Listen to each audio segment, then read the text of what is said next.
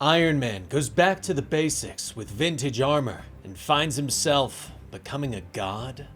This is Iron Man, the Books of Korvac. The window of the store shatters outwards as Iron Man flies Terrax through it. He flies him up into the sky, only half paying attention as he orders Boss, his AI, to sell off all of his stock in Stark Unlimited. "Who are you even talking to?" Terrax asks, just as Tony flies him through a satellite into space. Later that night, Tony is checking Twitter to find out that a lot of people are upset that he knocked out their internet and satellite TV. "Seriously?" Tony asks as he glances at his phone. Now that Tony is back, he's trying once again to find who he is. Selling his stocks, his home, his vast cars, and collection of Iron Man suits. He moves to New York, where he buys a large brownstone and moves in. But he looks around at his barely furnished apartment and sighs. He walks over to the window, where he discovers Janet Van Dyne hovering outside. "Nice place. I just wanted to tell you face to face that I've moved on. I think it's what's best," she tells him. Tony nods, "I agree," and tells her to take care. That night, he takes his new car, a 1978 Dodge Aspen, to Amsterdam Avenue, hoping to open it up and race a little. "Where do I put my name in?" he asks as he pulls up. But the racers aren't having it, thinking he's a cop. "I'm not a cop, I'm just a dumb rich guy with $5,000 to lose," he says. The racer cocks an eyebrow and looks over his shoulder. "Somebody get Halcyon over here. Tell him he's got a heat," the racer shouts. Tony waits as Halcyon walks up. "Hi," Tony says. But the others laugh and tell him that Halcyon's deaf. Halcyon smiles and makes a sign, but Tony doesn't understand. He says to get ready to see taillights, the other racers inform him. The race begins and is over in only a matter of moments, with Tony trying his hardest to pull ahead, but Halcyon barely reacts and races fast and cool. "Kid's ice cold," Tony notes afterwards as Halcyon counts his money. "Doesn't even flinch. You ever want to waste another $5,000? We'd be glad to have you back," the other racers say. That night, Tony has a gathering of rich people at his apartment. Witter isn't happy, and Tony has to move through his own guests, trying to avoid everyone asking him for donations or investments. He pushes through until he pauses as he sees an old friend. Gosh, if they could touch the hem of Tony Stark's garment, Patsy Walker says with a smile. They talk for a moment, with Patsy asking what is going on with Tony, reminding him that "I'm one of the ones who knew you when you were just a guy with a neat metal suit," she tells him. "Maybe I'm just trying to be that guy again," he explains to her. But the two are interrupted by another, Fuller Tylerd, a scientist who tells Tony that he is working on a sustainable energy source that could change the world. Tony pauses for a moment before asking the man to go on. Fuller tells Tony that he has perfected lightning capture and asks him to call about it later. "Anyway, you wanted to show me something?" Patsy asks as the pair turns away from Fuller. Tony leads her down into the garage, where he shows her the classic Iron Man armor that he has created. "Well, what do you think?" he asks after putting it on, and she smiles at him. "Are you kidding? I love vintage clothing," she says. He suggests that they ditch the party and head out for a superhero team-up. "What about your guests?" Patsy asks. Tony looks at her and explains that he set an EMP to go off in his building and fry all of their electronics. "Ah, now I understand the invite list," she says with a smile. So the two head out into the city. While standing atop one of New York's tall buildings, Tony explains to Patsy that he's trying to find himself, trying to figure out who he is. "Maybe you need to be no one at all," she suggests, explaining to him that his new humility is just his ego in different clothing. But their talk is interrupted as they both notice a helicopter on top of a nearby library. As they go to check it out, they are surprised to find the unicorn escaping the building with a stolen book. "That looks like a reference text. I don't think you can check that out," Tony tells him as he and Patsy appear before Unicorn. The criminal doesn't hesitate. "I only serve the other," he shouts before lashing out at Tony. "Does the other not have his own library card?" Tony asks as he fires a beam. Hellcat moves in to punch Unicorn in the face, but the criminal turns and blasts her with energy. Tony grabs Unicorn from behind, but is hit with another shockwave of energy that throws him away. The criminal boards his helicopter and begins to fly away, but Tony leaps into the air and flies through the propeller, downing the chopper into the street below. As Unicorn crawls from the wreckage, he is still struggling to hold onto the book. Tony takes it from his hands and opens it. "It's a Gutenberg Bible," Tony says with surprise. Unicorn looks up at him. "The other will seek vengeance upon you," he begins to say, but Hellcat is there and kicks him in the face. She stands over the unconscious villain, surprised by his holy speech. "You think he's really hearing things or just nuts?" she asks. Tony shakes his head, telling her that Bellevue will have to figure it out. Elsewhere, Dr. Fuller stares out the window into the night. 1 year ago, the new android that would become Fuller Tylerd was awakened by Dr. Zoda. "Please, call me by my real name." "Korvac," the android says. Zoda created the android to aid the Enclave, but Korvac has no interest in this. "I have bigger plans, and I must begin immediately," Korvac says as he walks from the room. Present day. Iron Man is thrown back against the ropes as Carl Creel rushes forward and grabs him, throwing him to the ground. The two of them have been captured by Arcade and are being forced to fight for the internet's sick amusement. "Sorry, man, but if taking you out gets me home to my wife, Titania, I gotta do it," Creel says as he leans in. "No worries. Though, maybe we should consider a different way to handle," Tony begins to say, but Creel grabs him again and throws him across the ring. Iron Man lands and hits him with a laser blast before flying into him. The two continue to fight around the ring, and Tony is knocked down. The ref steps up and begins to count, with Tony realizing that Arcade would be close by to watch the action. He whirls and grabs the ref by the shirt, reaching up and ripping away his mask to reveal Arcade's smiling face. Later, Tony is sitting on the floor of his brownstone, complaining to Patsy about how the internet thinks he only ended the fight because he was gonna lose. "Tony, why does that even matter?"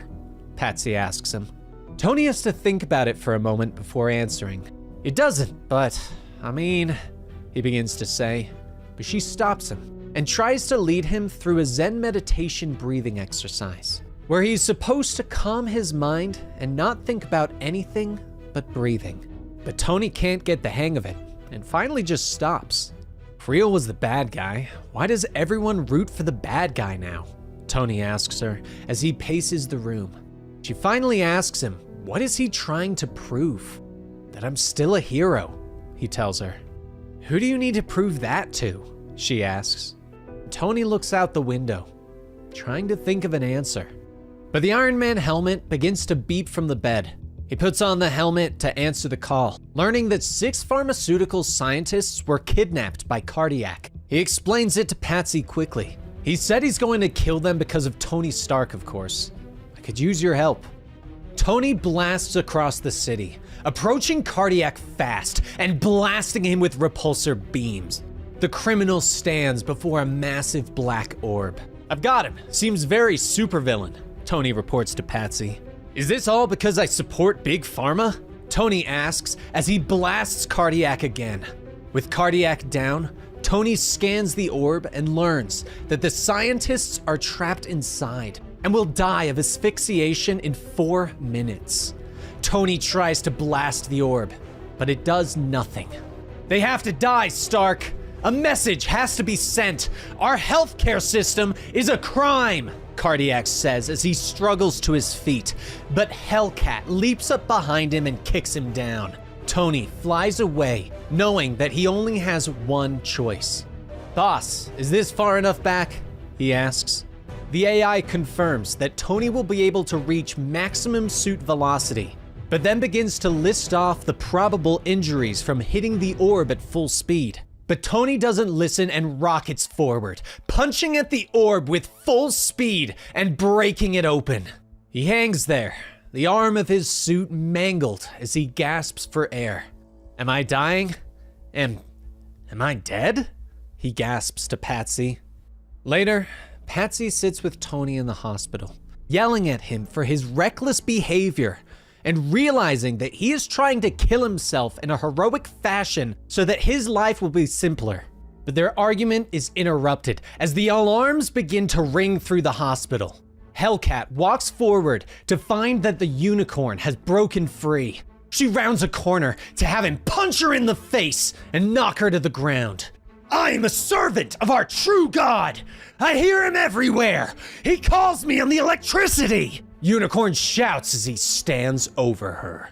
Later, 42 miles outside of Canaan, Oklahoma, Unicorn runs through the plains as a storm rages above. It's me! I'm here! I come to serve! He shouts to the sky. Lightning crashes from the sky and strikes him. In New York, Iron Man hovers over the city that he has chosen to call his home. He flies down and gets to work, finding criminals and saving the day. He tries to be a hero of the people, at one point landing amongst a group of school kids to hang out. But the teachers come out telling Iron Man that he is disrupting the kids' learning and that he shouldn't be doing this. And with a sigh of frustration, Tony flies away. That night, he returns to the brownstone to find the melter has broken into his garage and melted his new car. I melted your car, the melter says with a smile. I can see that, Tony responds. He walks forward and knocks the melter out. Picking up the criminal's body, he flies him out of the building and high up into the air. For a moment, he looks around the city before dropping the melter, who begins to plummet to the ground below. Tony watches him for a moment, wondering if the villains and criminals realize that the heroes could kill them at any time, but don't. That they choose to follow the rules of society. Finally, Tony blasts down and catches the melter before he can hit the ground. Later, Tony and Patsy have flown out to the Tyler Lightning site, where Tony has decided to invest in Fuller's work. Tony arrives in his Iron Man armor and is greeted by Dr. Tyler as he comes out. Mr. Stark, welcome! I was worried you were going to miss the fireworks.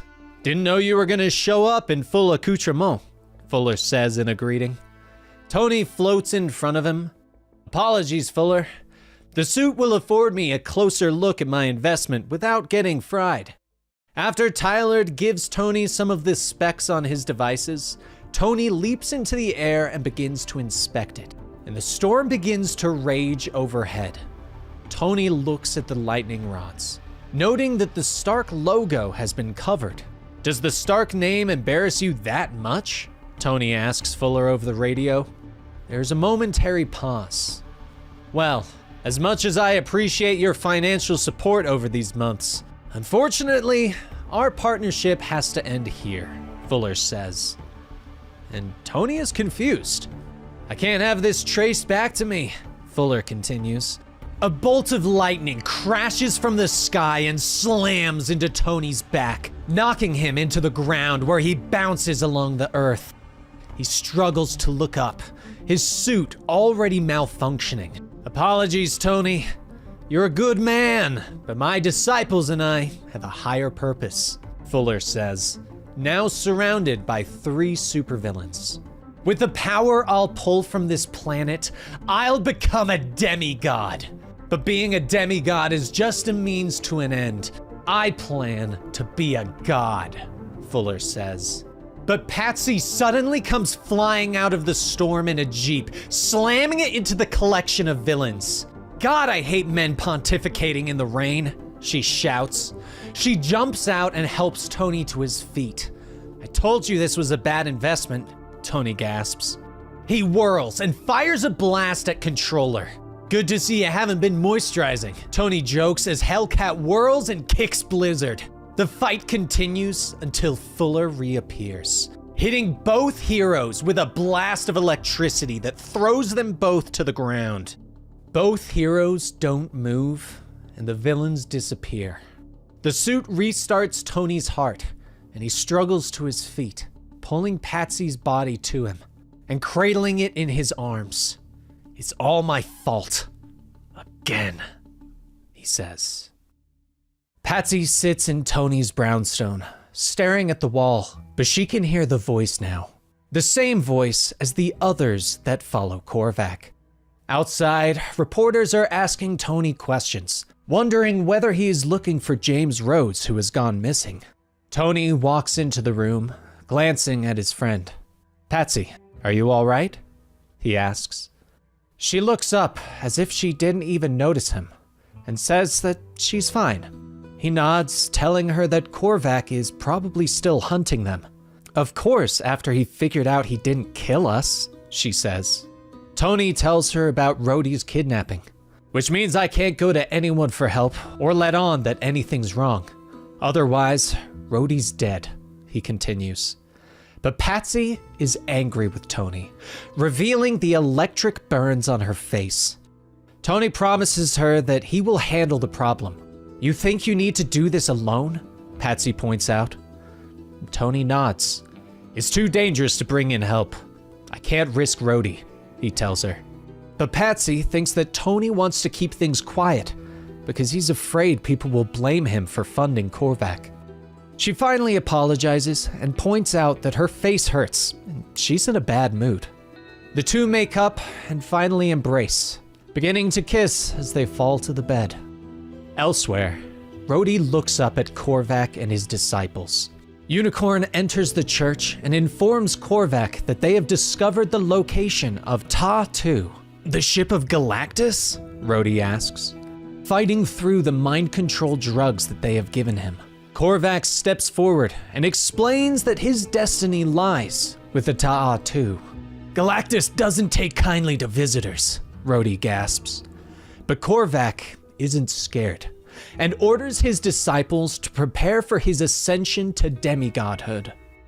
Later, Tony and Patsy are laying in bed, with Tony admitting that she's right and he needs help. It has to be someone Korvac wouldn't be tracking or even be aware of. That means no Avengers, no Fantastic Four, none of Xavier's people. This has to be quiet, no noise at all, he says. But Patsy doesn't respond for a moment, and after Tony prods her, she finally admits to being able to hear Korvac's voice in her head. "It's maybe a soft whisper. I thought it was just ringing in my hearing since Oklahoma, but it's getting louder," she says. She looks at him with concern in her eyes. "Something's happening," she whispers. At the church, the machine is prepared. Korvac's disciples strap him in and activate it, sending bolts of electricity coursing through his body. Elsewhere, Patsy and Tony are walking through the streets of New York, armed with a list of potential heroes that might be able to help them.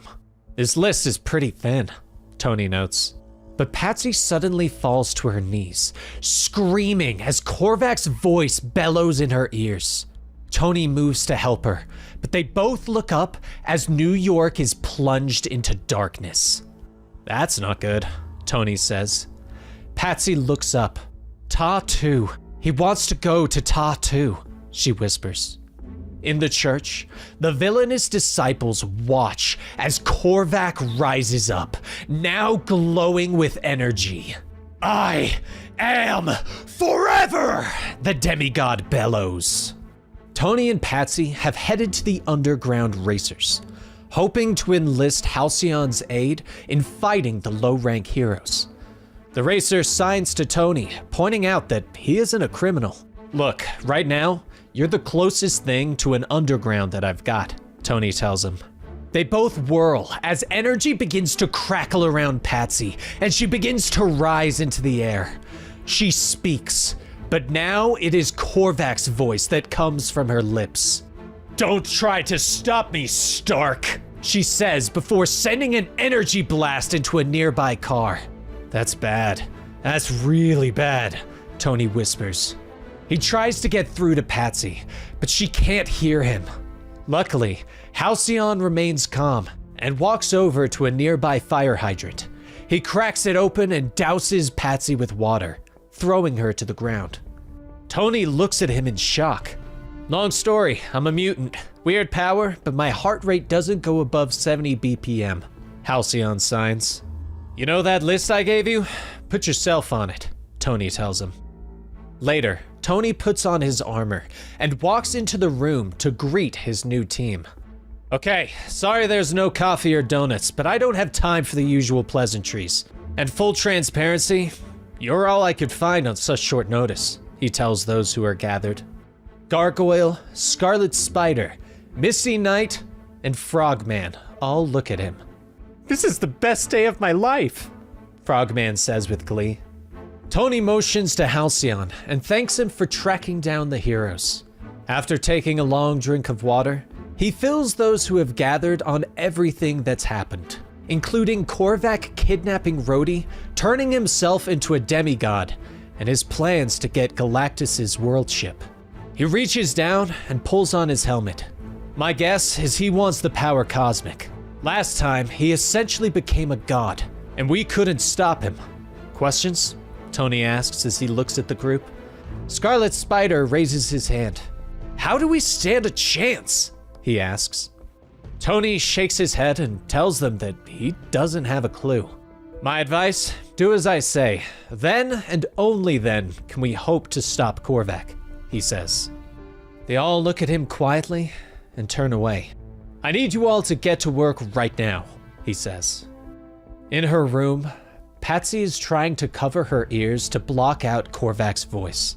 But when she opens her eyes, she is standing outside in the rain, with Korvac standing before her. Patsy, how I feel you've suffered. How you're still tormenting. When I make all things one, your torment will vanish. I will free the world, he tells her. Hellcat glares at him. Maybe go fuck yourself, she says. She whirls and punches an electrical box, shocking herself and dropping to the ground. Korvac walks forward and reaches down for her, stroking the side of her face. Ignorance. Such fearful ignorance. Suffer then. Feel every bit of your fear, he whispers to her. But Tony isn't far away, scanning for Patsy's signal in the rainy city.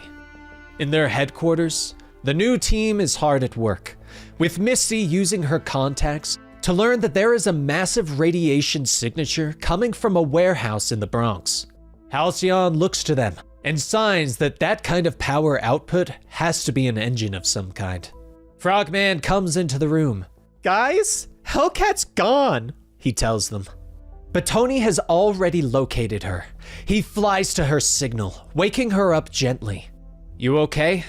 I'm sorry. I used you as bait. I knew you'd still be susceptible to him. I knew he'd draw you out, he says as he helps her up.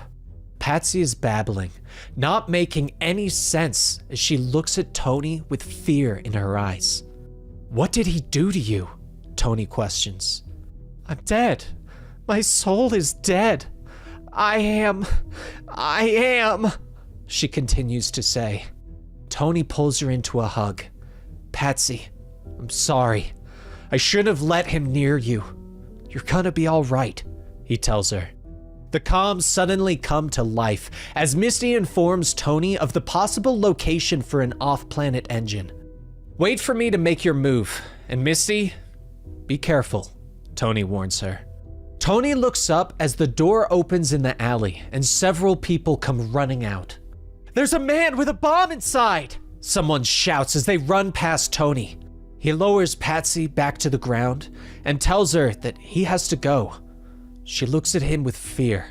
I will be right back, I promise, he tells her. Tony walks away and enters the laundromat. He finds Korvac leaning against one of the machines. There you are, the hero, Korvac says with sarcasm. Iron Man stalks forward. No bomb then? he asks. Korvac shakes his head. Of course not. I don't want anyone to get hurt, he says. Korvac explains that he just wants to take over the universe and make it a safe place for everyone. Tony isn't buying it though, but their conversation is interrupted as Misty comes over the comms again, telling Tony that they've arrived at the warehouse and have found Korvac's ship. The group of lower tier heroes enter the ship and find that it is empty. Tony's eyes widen in fear as he realizes what's happening. Misty, get out of there now! He shouts. The warehouse explodes, shaking the ground even where Tony and Korvac are standing. Tony falls to his knees, trying to get someone to answer the comms.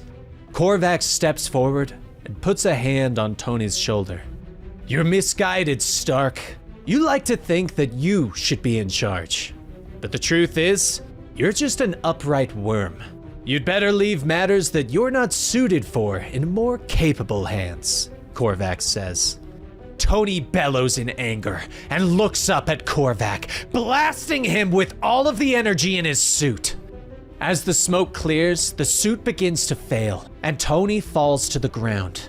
But Korvac stands back up, his clothes and half of his face burned away, revealing the android beneath. Was that it? Was that everything? He asks.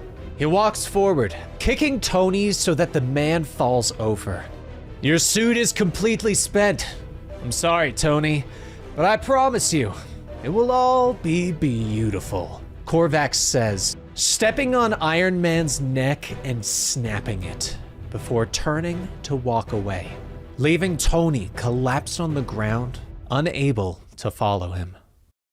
Tony isn't giving up. His neck is broken, but he puts an arm down to try and push himself up. Hellcat has tried to come to her senses and moves into the laundromat. She puts an arm around him and helps him to his feet. And together, the two of them put Tony into a laundry cart and head out into the rainy night. Hellcat manages to flag down a taxi and gets Tony into the back seat. Drive, now! She shouts. Tony gasps at her, telling her that a hospital won't do him any good, and he needs to get to Halcyon. Meanwhile, at the warehouse, the other heroes aren't dead. Everyone looks around in shock and sees that Gargoyle has created a force field around them. The fortunate news is, you're not dead, he gasps, with the others noticing that he is severely wounded. What the heck happened? What did he do? Scarlet Spider asks as the force field drops and Gargoyle falls to the ground. Frogman quickly explains that Gargoyle shielded them with his bioenergy. Scarlet Spider nods and picks up the big man. Then, by that simple math, we gotta get him help before he dies, he says. On Korvac's real ship, the demigod and his disciples are preparing to leave. Korvac heads out into the warehouse with the intent of dealing with the captured James Rhodes, who is doing his best to escape. Korvac turns as Guardsman approaches. I'm glad you're finally with us, brother, Korvac says. They both look up as Rhodey finally breaks through the pipe that he is handcuffed to and runs out of the warehouse, dodging Korvac's energy blasts. This won't do. He'll alert the others, Korvac sighs. Guardsman looks to his new leader, asking to deal with Rhodey himself. Remember me at Ascension, Guardsman says as he turns and runs after the hero. At their makeshift headquarters, Halcyon has begun to work on Tony, stabilizing his neck in the Iron Man helmet so that Tony will be able to survive until they are able to get him into emergency surgery. And Tony refuses to do so until Korvac is taken care of. The more immediate concern is the morphine drip that Halcyon installs in his armor so that Tony doesn't pass out from the pain. But Tony is an addict though, and he knows what this will do to him. Finally on his feet, Tony goes to check on Patsy, who is still hearing Korvac's voice in her mind, where he shows her images of the coming paradise that he plans to bring about in the universe. How do you feel? Tony asks, bringing Patsy back to the real world. She rubs at her head. I feel like I had 2 injections of olanzapine. How about you? She asks. I'm swimming in pain meds. It feels great, but that may be a problem later, he tells her honestly. Tears begin to fall from Patsy's eyes as she explains to Tony what Korvac has shown her. Tony, what if he's right? She asks. Tony leans down and puts a hand on her shoulder. He's not. Korvac can't create a perfect universe. Hell, I bet you and I could create a better universe than Korvac, he says. She smiles weakly at him. Now you're scaring me, she jokes. Outside, the other heroes are talking about getting the Avengers involved, or sending out a distress signal to some of their powerful contacts in space. They believe they aren't enough to leave Earth and stop Korvac. The door to the office opens up, revealing War Machine. Nobody here is leaving Earth. I'm getting the whole cavalry to ride against this dude. You all need to call it a day, he says. But Tony comes out, telling Rhodey that he is going after Korvac, and there's nothing that Rhodey can do to stop him. The skylight above them shatters downwards as Guardsman leaps into the room. This is your last night on Earth, Rhodes, he shouts. But Guardsman looks around at the gathering of heroes that he thought were dead. Hey, you're all still alive. All of you. Huh, how about that? Guardsman says as he straightens up. Tony stalks across the room and punches him hard, sending the villain flying across the room and slamming into a wall. Tony turns back to War Machine. Rhodey, you're going to be my pilot on this. Now bring me the most advanced spacecraft I own. We're going to make up for lost time, Tony says. A short time later, Tony's ship barrels through space with Halcyon at the controls. The mutant racer smiling broadly at having gone from a street racer to a spaceship pilot in a very short period of time. In the back, Rhodey and Tony are fixing up each other's armor, giving themselves tweaks to help fight against Korvac, with Tony asking his old friend to trust him in the upcoming fight.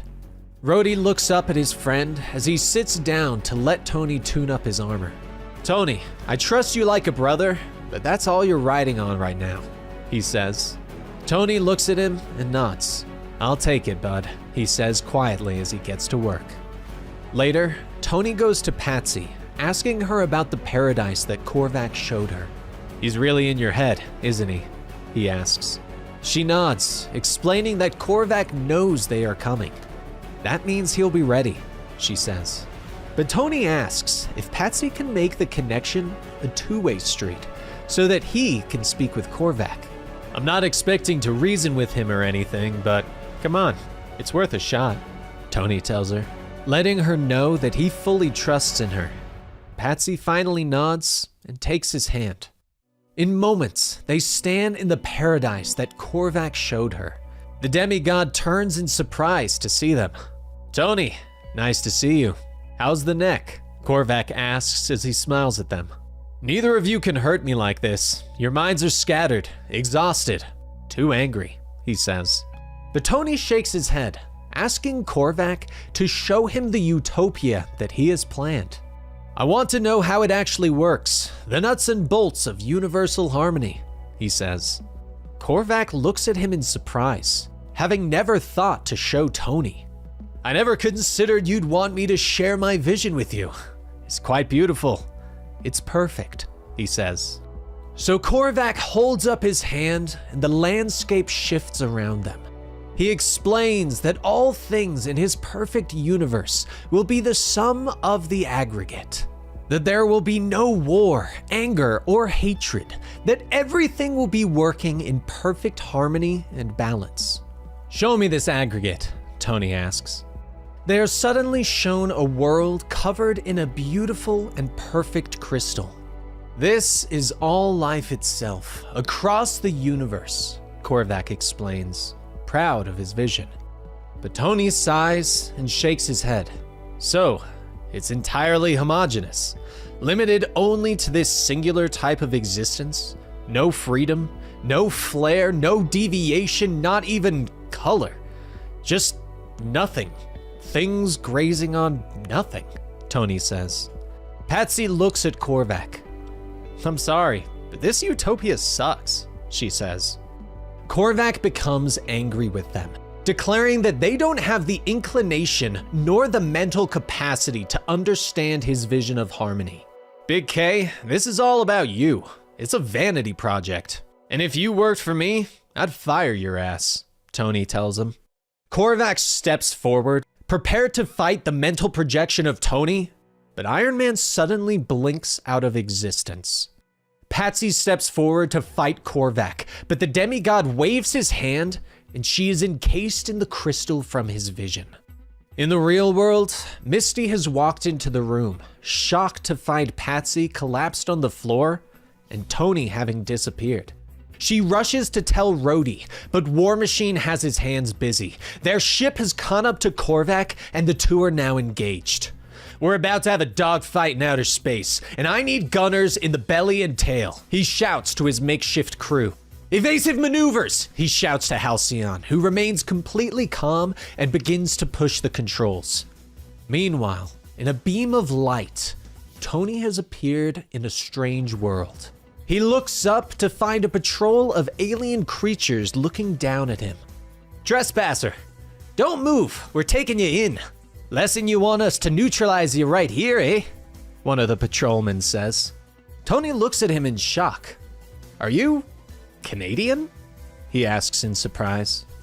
Back in space, Rhodey and Halcyon are trying to dodge Korvac's attacks, but while their ship might be faster, Korvac's is more maneuverable. The ship twists through the void as Scarlet Spider and Misty Knight try to fire at them with their lasers. The front controls suddenly spark as they are hit by another blast. I just lost flight control. This ship maneuvers like my grandma's damn Cadillac. Halcyon, brake us hard left, Rhodey shouts. In the back, Frogman is still strapped to his chair. I was very excited to go to outer space, but now I really don't like it at all, he shouts. In the back, Gargoyle has picked up Patsy's unconscious body, holding her close and shielding them both within his bioenergy, promising to take care of her. Come back to us, Patsy. Hear my voice, friend, he says. But in her mind, Patsy hears a new voice, and she looks up to see Moondragon floating down to her. Hello, Hellcat. It's been a while, and it seems your mind has rekindled some interesting abilities, Moondragon says, remembering when Hellcat had psychic powers in the past. I'm here to make you stronger, Moondragon says, telling Hellcat that the Guardians received their message about the threat of Korvac, but that they won't be able to get there in time to help. So I'm going to enhance your mental powers, but I don't want you to be hurt, she says. Patsy thanks her, taking a moment to explain the threat of Korvac's paradise. So Moondragon takes Patsy on a journey through her mind. They begin at her high school, where Patsy is able to use her mental powers to learn the answers of a test from her teacher and mentally throw his apple against the wall. But Patsy is caught for the act and told to go to the principal's office. But the principal is Damon Hellstrom, who threatens to drag her back to hell again, to be his bride. Patsy is afraid. And the next thing she knows, she sees herself in a padded room where she is rocking back and forth, babbling about hell. But Moondragon is with her the whole time, and Patsy is staring down at her body. Who is that? She asks. Your fear. Fear of your own mind, Moondragon tells her. She explains that Patsy must release her fear and accept it. Then she will become more powerful and not afraid of her own abilities. Patsy does as she is told and releases the bonds from the image of her younger self, hugging her close and smiling. Deep down, Korvac is afraid. If you are not, you can win, Moondragon tells her. Patsy suddenly awakens aboard the ship and jumps out of Gargoyle's arms. What's happening? She shouts. Frogman looks back at her. The shit has officially hit the fan, he shouts. She runs to the front of the ship and throws Halcyon out of his seat, ignoring Rhodey's shouts that they are about to die.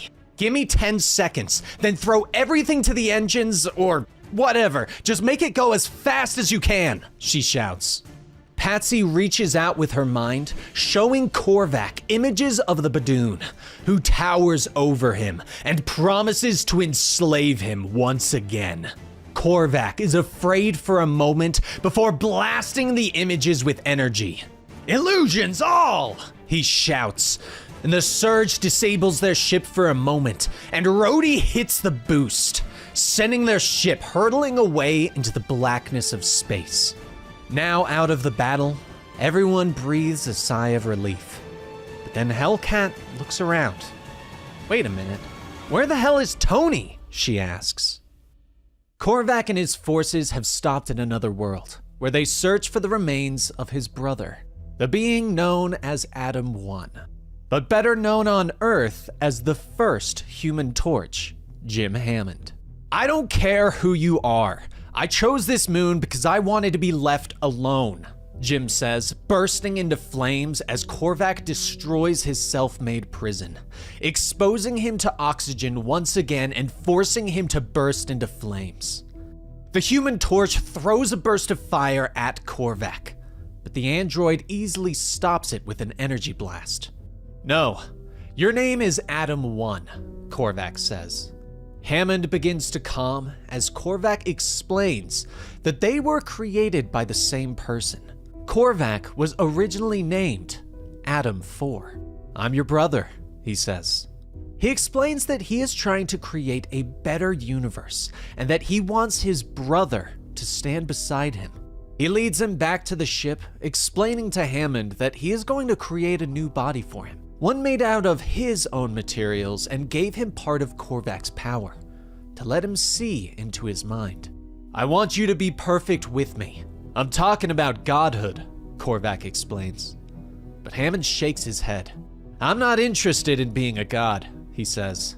Korvac explains that neither is he, and that it is merely only a means to his end, a way to bring about his vision.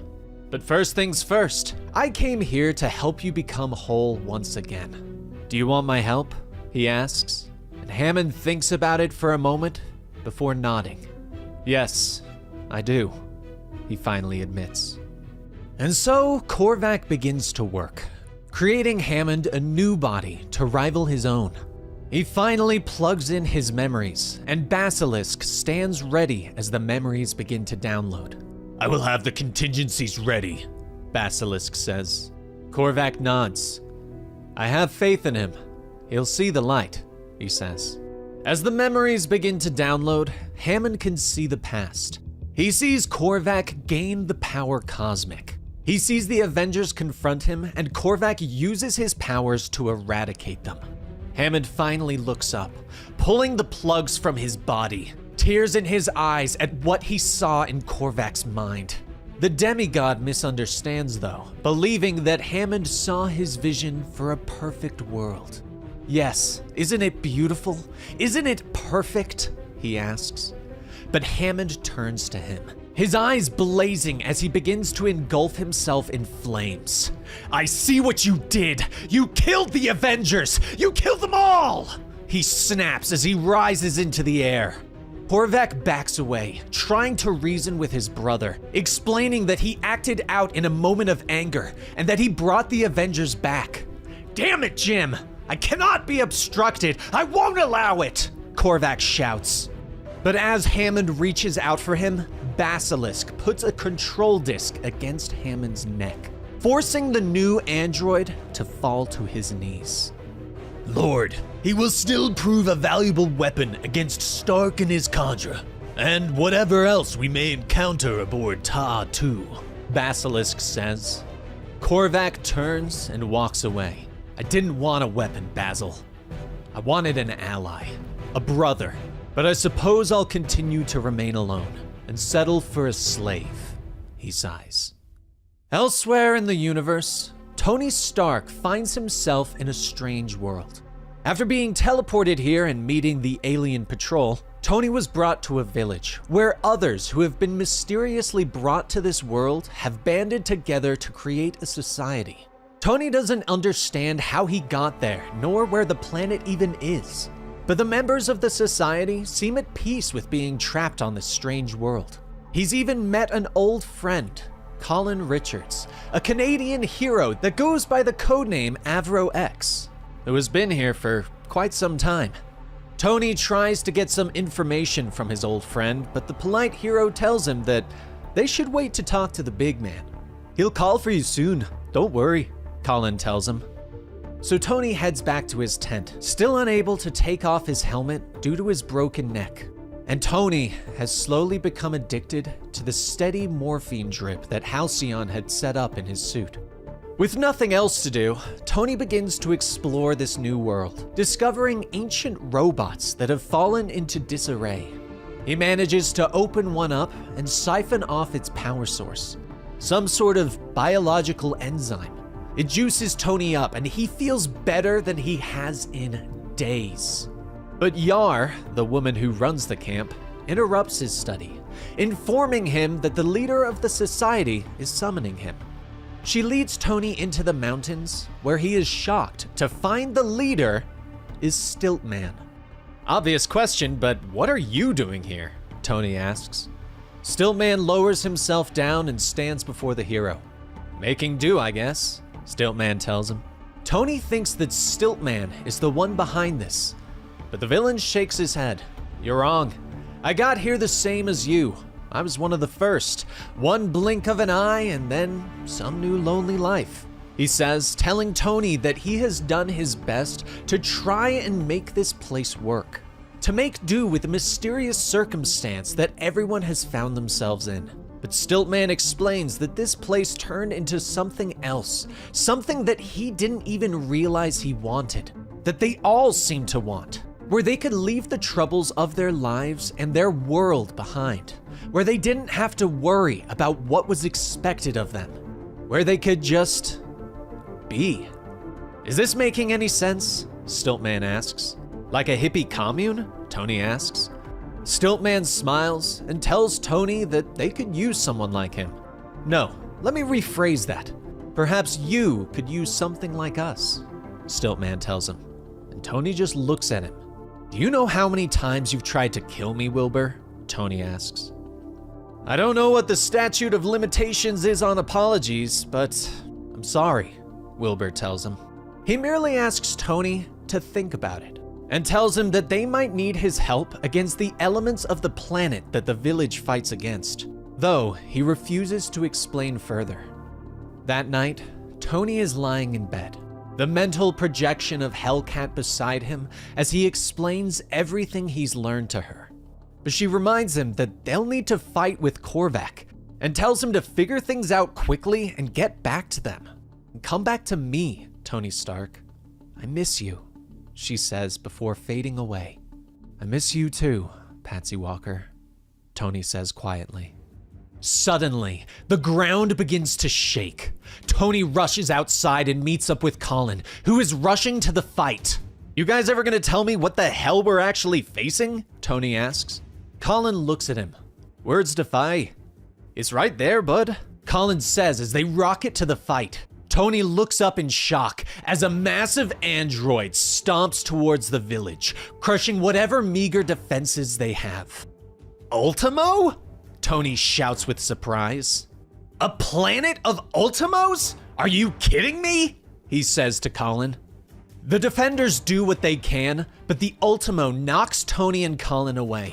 It reaches down and picks up more of the villagers, bringing them up and eating them all. Tony has no choice but to leap up and hit it with a unibeam, using the new energy that he pulled from the other android. He then flies forward and punches it with a new tune-up that Rhodey gave him, knocking it hard to the ground where he lays still. Colin rushes forward and takes off his helmet. Holy Tony! We've never killed one before, he shouts. Wilbur steps forward and thanks Tony, even though some of the other villagers, including Tar, died in the attack. You said there's more of those things out there? But what you've built is something beautiful.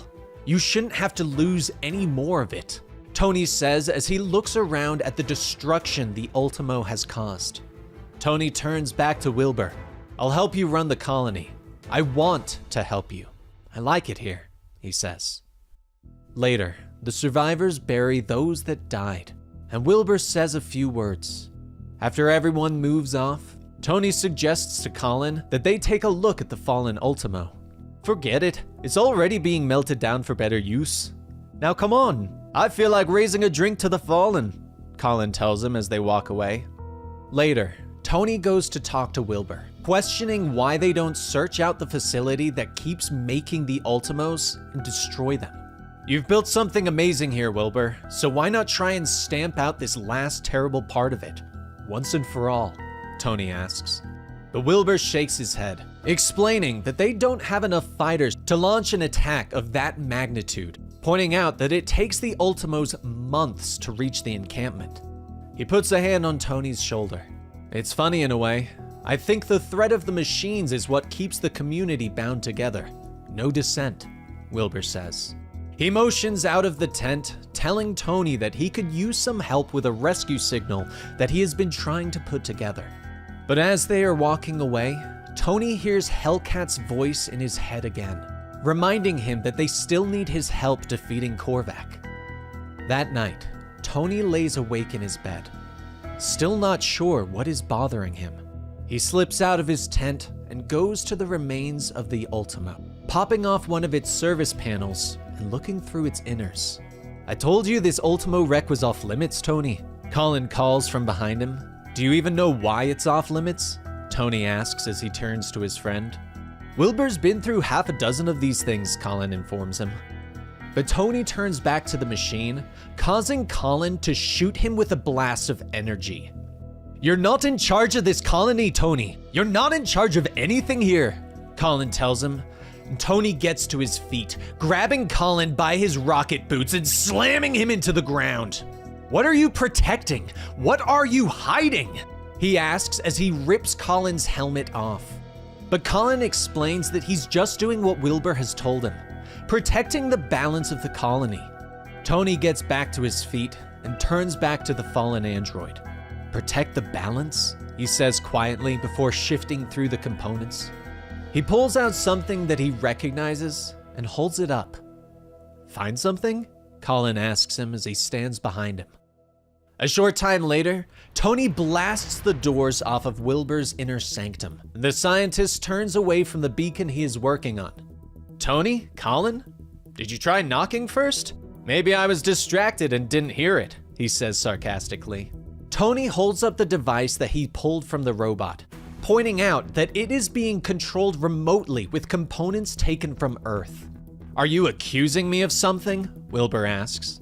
And Tony nods. Yeah, murder, he says. Stiltman suddenly rises up, forcing the two armored warriors to leap into the air. This is my home, Tony, and I'm starting to think that you should leave, Wilbur says. As they fight, Wilbur explains to Tony that he is destroying the grand experiment, that he had had enough of the humiliation back home, so he came here, creating this colony so that he could prove that he could create something amazing, something true, something pure. But the two heroes destroy Stiltman's extending legs and arms. It's not pure, Wilbur. It's sick and sad, Tony tells him. The two look up to see the colonists gathered at the door, having heard everything. They push forward and grab a hold of Wilbur, dragging him out into the village to stand trial for the crimes against them and those who have died. Colin believes that the people will act fairly towards their captor, but as the duo walks outside, a bright light appears before them, and the living tribunal floats before Tony. Tony Stark.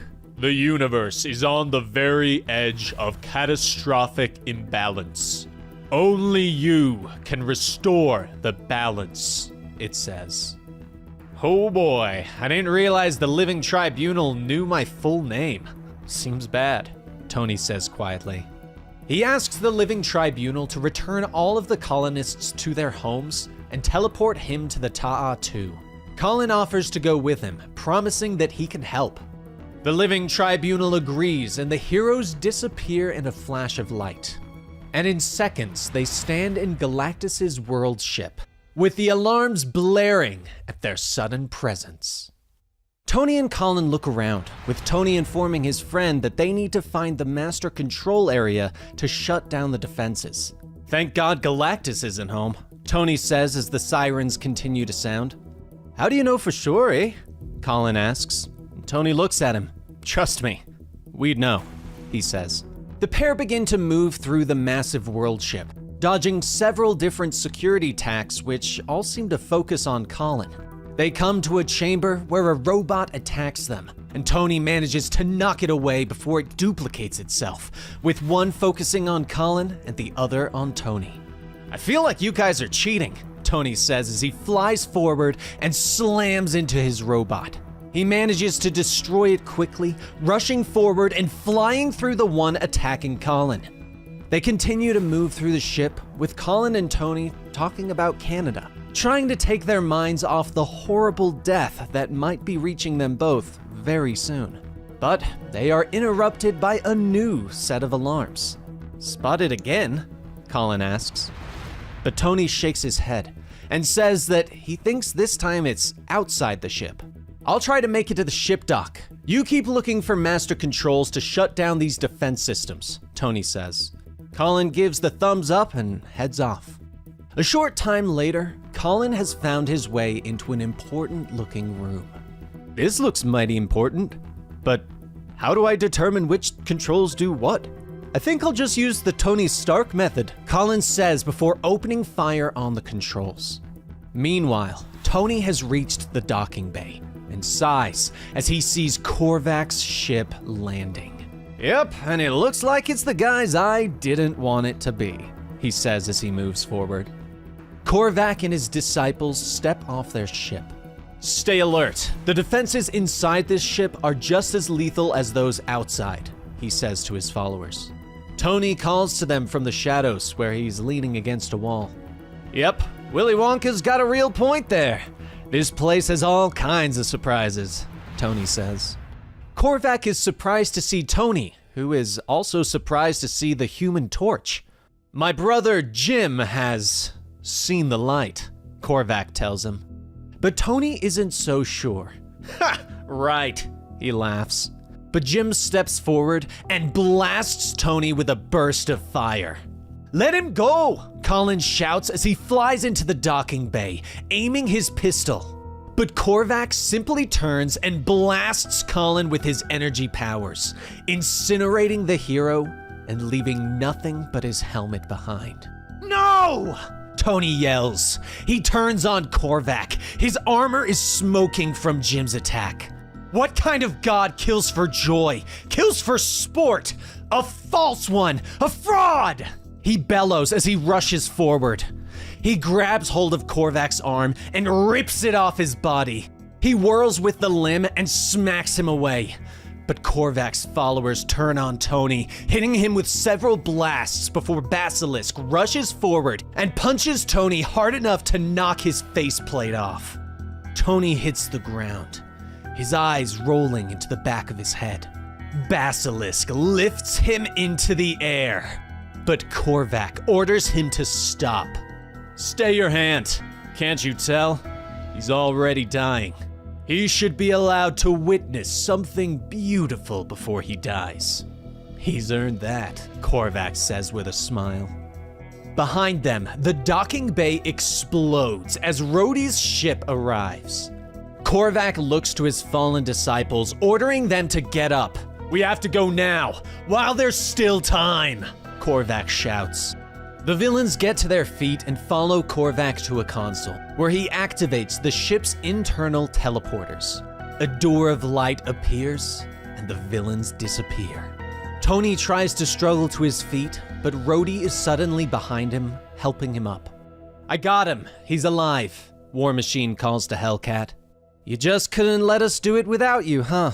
Patsy says as she climbs out of the wreckage of their ship. Tony looks at her with a weak smile. To tell you the truth, I don't know if I could do anything without you, Patsy Wildcat. You guys saw my faceplate? He says. As the other heroes climb out of the ship, Tony gives them their assignments, telling them that they need to split up and reach the power cosmic before Korvac and his disciples do. He looks around at those that he has gathered, brought from Earth to possibly die and tells them that they are officially a team. Okay, we are space friends, he says before ordering everyone to move out. A short time later, Korvac and his followers are standing outside the chamber that holds the power cosmic. But the heroes have arrived, with Frogman leaping to knock Korvac off the walkway. They both fall to the floor below, but the others have arrived before the disciples can react. Misty steps up and knocks Unicorn to the ground. He starts to get up to blast her, but she pulls out a pistol and shoots him in both legs. I don't think the gun was my idea, Tony points out as Unicorn falls to the ground. The heroes continue to fight, but Jim grabs Korvac and flies into the power cosmic chamber. What the? Hellcat whispers as she sees the control disc on the back of Jim's neck. The rest of the heroes rush after Korvac and arrive just as Korvac is stepping into the center of the room, with Jim keeping them at bay with bursts of fire. You're too late, Stark. As for what comes next, you're welcome, Korvac calls. Hellcat looks at Gargoyle and asks him to fly her into the air. They swoop upward, and she orders him to throw her. Ignoring the searing pain from the Human Torch, she reaches out and rips the disc from Jim's neck. They both tumble through the air and slam into the ground. Korvac steps forward, reaching out for the power cosmic as Misty tries to shoot him, but her bullets do nothing. Tony rushes to Patsy's side and cradles her. Tony, what happened? Jim says as he struggles to his feet. You briefly joined a cult. It's okay. It happens, Tony tells his old friend. Everyone suddenly turns on Korvac, blasting him with energy and bullets, knocking him to the ground. Tony rushes forward and uses his suit's new tune-up to hammer Korvac again and again, punching holes into his body until the android falls. Tony, calm down, Jim says. Tony nods, breathing heavily. Sorry, I really hate him. Tony tries to turn, but collapses to the ground. Okay, everybody, take 5. He gasps as he falls to the ground. The team rushes forward to help him, unaware of Korvac suddenly struggling up and reaching for the power cosmic. But Tony sees it. He realizes that he can't stop Korvac, not like this, so he pushes away from his friends and makes a choice. He reaches for the power and claims it for himself. Tony finds himself floating through the vastness of space. He can sense the cosmic energy is bonding with every cell in his body. He flies forward, discovering that he is looking at himself in the mirror. Flying through it, he finds himself in the Stark mansion from his youth. He sees a young version of himself, alone and crying. He knows this version. It's the version that no one paid attention to, the one that always felt alone. Next, he sees an older version of himself, the one that just found out about his parents' death, the one that promised to do something so that people would see him. Tony suddenly begins to grow until he bursts through the ceiling and stands tall over the city. Now the world saw him, but then he began to shrink again, until he was so small that he fell onto the Avengers' dinner table. There he stands in front of 2 large Iron Man gauntlets. Oh, I get it. I'm in my own way. Clever, he says to himself as he steps forward. But the gauntlets flick him away and he lands in a garbage pile of old Iron Man armor. He looks up from the pile to see Korvac, massive and sitting atop the planet. Korvac looks up and sees him. Who dares? Out from my universe at once, flea! Korvac shouts as he prepares to destroy Tony. But Tony picks up a piece of scrap metal and defends himself, fighting back against Korvac's assault until he manages to kick him into a black hole. Tony sighs. He can't believe that this is the inner workings of his mind that the power cosmic is showing him. It's the same old thing. Father issues, childhood trauma. He is disappointed that this is what is in his subconscious. But Tony realizes something, that he has spent his entire life worried about how the world sees him. Now, it's time to remake himself, to truly change things. He flies back down to the mansion and through the mirror, floating once again in the vastness of space. He promises that before he begins his work, he will return to the world ship and see his friends. Let them know that he is okay. But in reality as we know it, Korvac is floating through space. But he too has touched the power cosmic and becomes once again a god. He begins to glow, preparing to start his mission to remake the entire universe. About that, a voice calls to him. Korvac looks up in anger and surprise. "You," he hisses. Tony nods his head, now shining in his new god armor. "Yes, me." "Good morning," he says with a wave of his hand. Within moments, the two massive gods are fighting, destroying planets with the clash of their blows, wiping out stars and destroying whole systems. "You won't stop me!" Korvac bellows. But Tony shakes his head and hits him with an energy blast. "Looks like I'm the only one who can," he says. But Korvac slams into him, pushing him through space.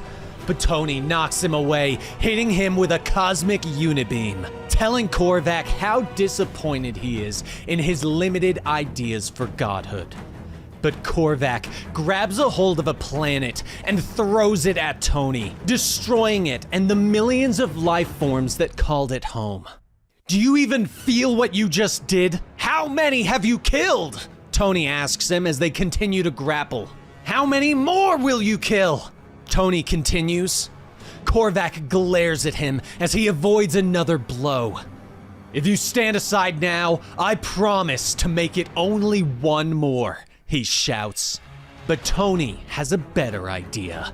He uses his power to tear into another universe and throws Korvac in it. "What is this place?" Korvac asks, feeling nothing but death in this universe. "This is the only place you deserve to be the master of. Enjoy the company of ghosts," Tony says. "It's so cold here, the nothingness," Korvac says, still showing fear in his eyes. But the pair look up as the living tribunal speaks to them, now surrounded by the other great cosmic powers of the universe. "This battle ceases now," the living tribunal says. They take hold of Korvac. "You have disturbed the universal balance. You will come with us," they say. But the others look to Tony, questioning what they should do with him. "I don't want to fight any of you, but I will if I have to," he says. But instead, they wish to see what he will do, if his actions will bring about the desired outcome. "Go, live your destiny. We will be watching. Always," the cosmic beings state. Tony nods and turns to return to his universe. "Hear that, Korvac? My new special project just got the green light. Sorry yours has been canceled," Tony gloats. Korvac glares at him. "I have a new project. You are now my sole focus, Tony Stark," he whispers. Time passes. The other heroes of Tony's space friends have returned to Earth, where their various wounds have healed. As they all sit down to lunch and catch up, it's Jim Hammond who finally brings up the elephant in the room. "We might want to discuss what's more pressing. Cosmic Iron Man," he says to everyone. Rhodey and Patsy both agree. While they both love Tony, Giving him the powers of a god is the worst thing for the universe and for him as a person. As if on cue, the world begins to rumble around them. The heroes stand up and stare, watching as a massive cosmic Iron Man descends from the sky. "Don't be afraid," Tony says to the civilians as they rush away in fear. "Hey boss, you're scaring some of the nice people out here," War Machine says as the heroes have suited up and flown to meet Tony. "Guys, long time no see, huh? I take your point, Rhodey. How about this?" Tony says as he shrinks down to a normal size. He looks at everyone gathered around him. "I gotta say, it's really great to see my space friends again. Glad you made it back," he tells them. But before they can talk more, the mighty Avengers arrive. Captain America lands in front of Tony. "Tony, it's good to see you," Steve says. Reed rushes forward, asking if Korvac is still a threat. But Tony quickly explains everything that happened, and that Korvac has been taken care of. "What about you? Are you a threat?" Steve asks. But Tony explains that he is here to use his powers to help everyone, that he doesn't want to change the world like Korvac did without the people's choices or opinions. So instead, his plan is to raise the intellect of everyone on the planet to that of his own, so that they can fix everything themselves, so that they can come up with their own solutions. "It can be shared as a gift," he says. "Okay, this is gonna be a problem," Patsy whispers to Rhodey. "Yep," he says with a nod. The others try to talk him out of his idea, but Tony shakes his head. "It's too late. It's done. You're all as brilliant as I am now, and so is every living person in this city," Tony tells them. Everyone looks at Reed, who frowns. I actually think I just became dumber," he says quietly. Around the city, everyone's lives immediately begin to change. Everyone now has the ability to fully articulate what they are thinking and feeling. Children begin to think about humanity's place in the whole universe. Problems are immediately solved. But this goes for everyone, including the villains. Realizing that Tony's plan can cause more harm than good for both the city and himself, Patsy has no choice. She goes to the one man that she thinks might still be able to outsmart Iron Man.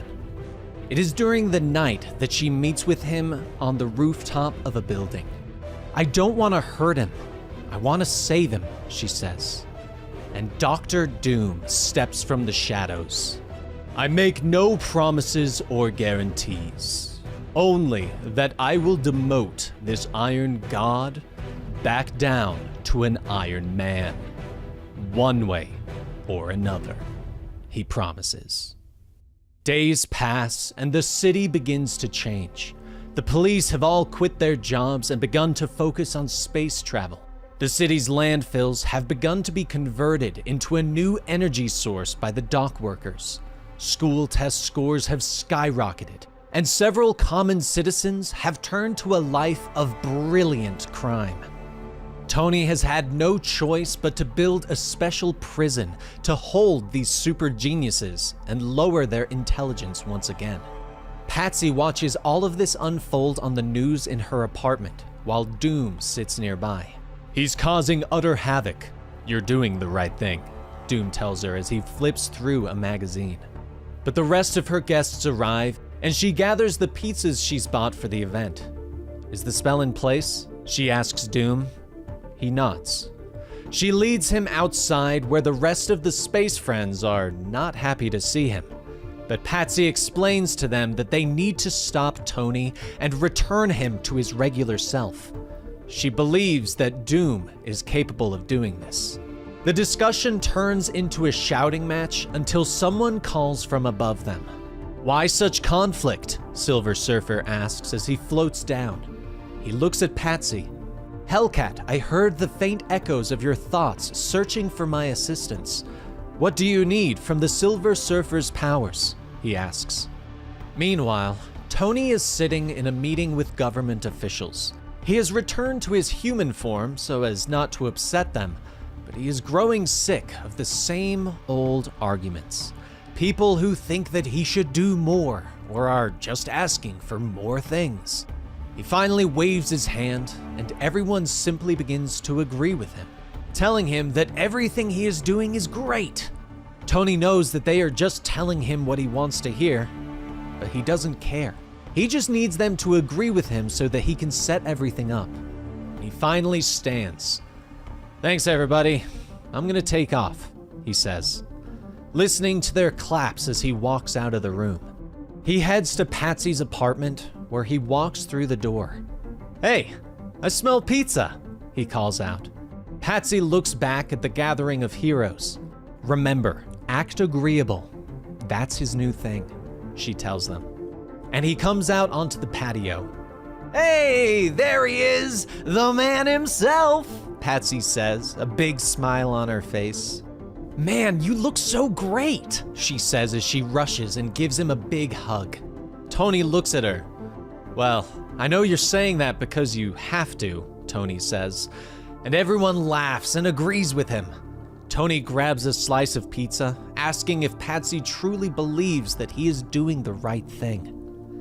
"Tony, you're doing great," she says.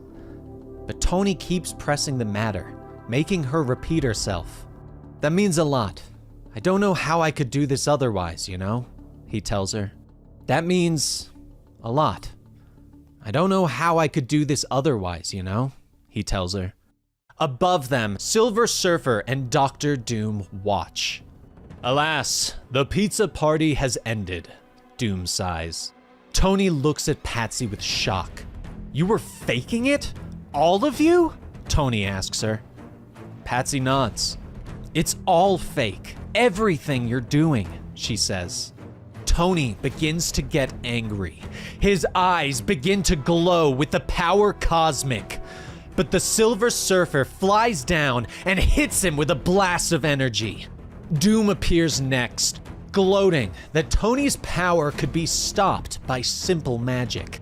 Tony whirls on his friends, who have begun to activate the device that Doom brought to siphon the power cosmic. "Oh, I see. You want me gone, huh? You trust me that little?" Tony asks. But Patsy shakes her head. "We don't want you gone. We want you back," she tells him. But Tony whirls on Doom, using his power to blast him out of the universe. The Surfer descends on him. "Stark, you must cease this," he shouts. But Tony looks up and blasts him until the Surfer is just a puddle of silver. Frogman is next, followed by Gargoyle. The others blast at Tony, trying to stop him. Jim suddenly falls to the ground. Halcyon's heart is finally sped up until he has a heart attack. And then Rhodey is all that remains. "You've lost your damn mind. Stop this. Stop all of this. I'm begging you," Rhodey tells him. But Tony transforms into the Iron God again, telling Rhodey that he is not afraid to fix everything. Rhodey tries to punch at Tony, but the Iron God catches it and punches him so hard that his neck snaps. Tony stares down at his fallen friend, suddenly aware of what he has done. He looks around at all those that he has just killed. The mask falls away to reveal Tony's face, and tears begin to fall from his eyes, and he turns to look at Patsy. "I guess it's my turn, huh? At least I'll go out a hero and a friend," she says. But Tony just falls to his knees in front of her. The Iron God armor disappears, and it is just Tony kneeling before her now. She reaches out and puts her hands on the side of his head. "Tony, we need to talk," she says. And in the blink of an eye, they stand in a long wheat field. Tony is shocked, recognizing the field from when he was a kid, and he looks at Patsy. "I know, I killed them, but I can bring them back. It's easy with my power. I can even make it so they won't remember. It'll be like it never happened," he tells her. But Patsy shakes her head. But it did happen. You did this, she says. They talk for a while, working through Tony's personal problems. And finally, Patsy looks to her friend. Bring them back, but let them remember what you did. That way, you won't forget it either, she tells him. And Tony finally nods. Yeah, okay, he says quietly. He goes to each of them and tells them that he's sorry and apologizes for what he did, until he gets to Doom. Anyway, no hard feelings, he says. And with that done, he raises his hand again and releases the power cosmic into the universe once more, becoming nothing more than a mortal man. He takes one final look at Patsy before leaving. I'm sorry, Patsy, for everything, he tells her. He walks through the city until he finds himself in Central Park, but his body is weak. He had become addicted to the morphine in his system before he had become the Iron God. And when he returned himself to his mortal form, he didn't purge it from his system. He collapsed to the ground, sweat dripping from his face as he goes into withdrawal. But there is a bright light, and suddenly, Korvac is leaning over his body. Stark! The cosmic god bellows. He smiles as he tells Tony that he had the most brilliant idea for a peaceful universe. A place where death reigns, and so there is no life. He gloats as he explains that he killed the Living Tribunal, intent on killing Stark first in his grand scheme. But Tony doesn't respond, and Korvac becomes surprised. Stark? He whispers. He grabs Tony's shirt and lifts him up, slapping him in the face until he looks at him finally. Tony weakly smiles at his enemy. Hey, Big Mike, what brings you to this side of town? He asks quietly. Korvac glares at him, repeating that he will bring utter silence to the universe. That's how I will achieve harmony. That's how I will achieve peace. By silencing it all into nothingness. Okay, Tony says before turning and vomiting into the grass. Have to admit, there's an elegance in that. Simple, he gasps. Korvac demands to know what is happening. And Tony explains that the withdrawals are killing him as his system shuts down. He looks up at Korvac, asking how long it has been since he was just a man. Not an android or a robot or a cosmic god. Asking him how long it has been since he was afraid of anything. What I'm saying, Michael, is stop hiding. Be a man for once in your life. Try it, Tony says. Korvac glares at him for a moment before the power cosmic is released from his body. For once, he stands before Tony as a mortal man. And with a roar of anger, he lashes out at Tony, hitting him again and again until Tony falls to the ground in a bloody mess. But Korvac pauses. What is happening to you? Korvac asks. I'm probably gonna die if you don't kill me first, Tony tells him. Korvac looks at his sworn enemy before looking up into the vastness of space above them.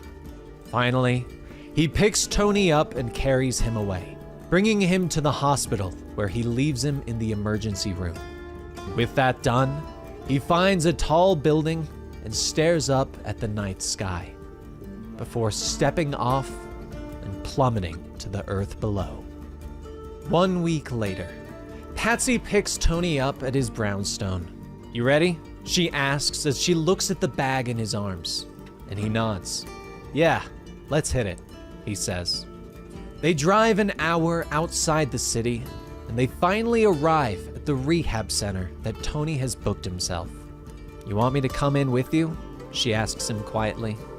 But he shakes his head and tells her that he needs to start this himself. They hug each other, and he pulls away. You mind picking me up when I'm done?